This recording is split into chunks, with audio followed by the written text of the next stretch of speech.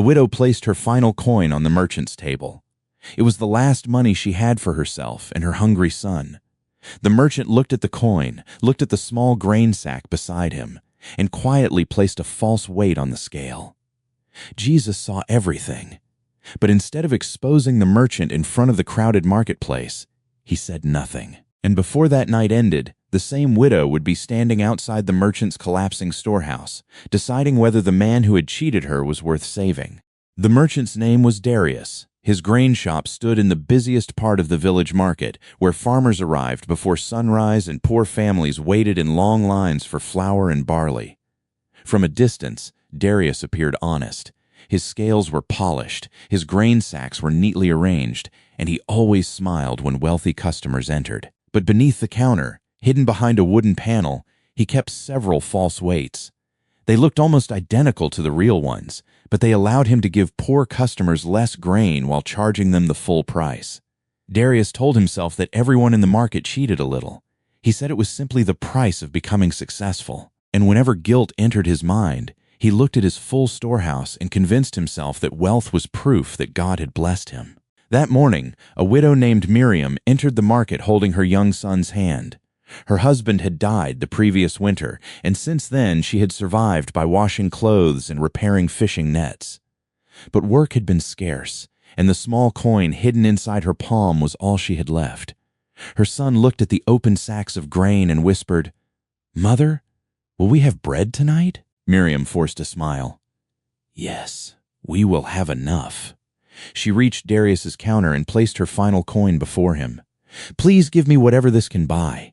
Darius looked at her worn clothing and immediately knew she could not challenge him. He reached beneath the counter, selected the false weight, and placed it on the scale.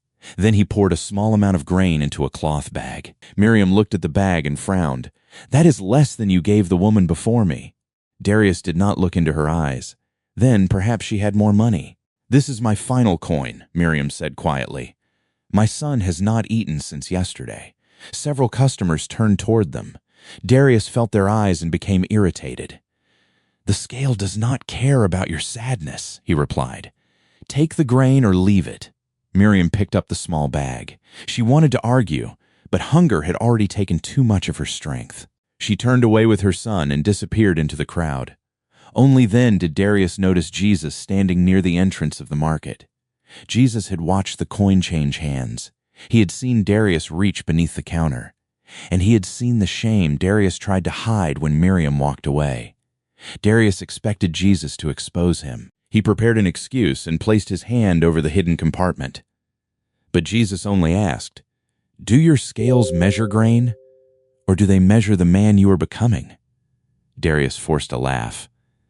"My scales are fair." Jesus looked at the overflowing shelves behind him.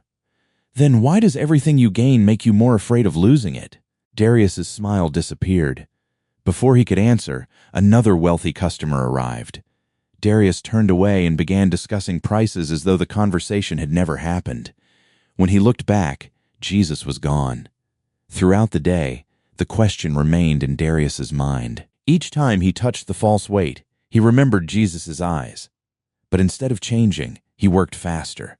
He cheated another laborer, then an elderly farmer, then a mother buying flour for her children. By sunset, his money box was heavier than ever. That evening, dark clouds gathered above the village. Wind moved through the narrow streets, and rain began striking the rooftops.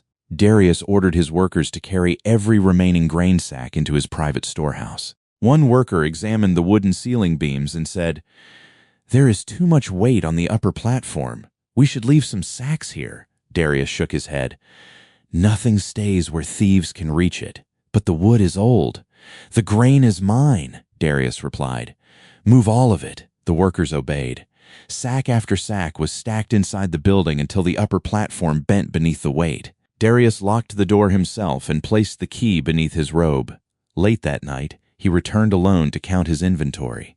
Rainwater had begun leaking through the roof, soaking several sacks and making them even heavier. Darius heard the wooden beams creaking above him, but he continued counting. 113. 113. A deep cracking sound echoed through the storehouse. Darius looked up.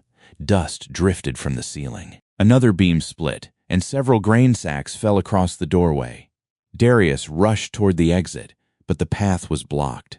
More sacks slid from the upper platform, trapping him between the counter and a heavy wooden shelf. Outside, people heard the noise, but the storm was strong, and most were afraid the building would collapse completely. Miriam was walking home nearby after receiving a small loaf from a neighbor. When she heard someone shouting inside the storehouse, she stopped. She recognized Darius's voice. Her son pulled at her hand. "Mother, that is the man who took your coin." Miriam stared at the damaged building. For one painful moment, she remembered his cold expression. She remembered the false measurement, the tiny bag of grain, and the humiliation of walking away. Then another cry came from inside. Miriam handed the loaf to her son and told him to remain beneath a nearby shelter. She ran toward the storehouse and called the villagers for help. Several men joined her. Together, they pulled the fallen sacks away from the entrance.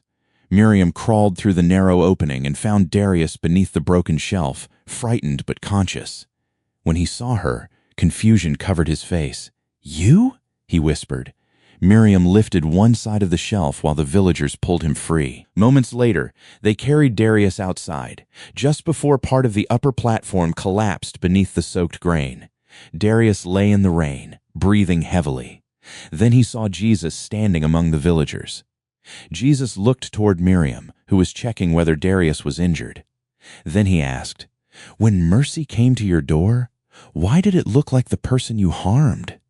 Darius could not answer. He looked at Miriam's empty hands. She had nothing to gain from saving him. She had returned not because he deserved her kindness, but because she refused to become as heartless as he had been. Darius began to weep. The next morning, he carried every false weight from his shop and placed them in the center of the marketplace. In front of the families he had cheated, he broke them with a hammer. Then he opened his storehouse and returned grain to every poor customer he could find. When Miriam arrived, Darius placed her coin back into her hand and gave her enough grain to last through the winter. Miriam looked at the full sacks and said, "I did not save you so that you would owe me." Darius lowered his eyes. "I know. That is why I will never forget it." Jesus stood at the edge of the market as honest weights were placed on the scale for the first time in years. Darius had spent his life believing wealth could protect him. But when everything he had hoarded began falling around him, gold could not lift the shelf, grain could not answer his cries, and the person he had considered powerless became the one who saved his life. Mercy did not erase what Darius had done. It forced him to see it clearly. And sometimes, the person we harm becomes the mirror that finally shows us who we have become.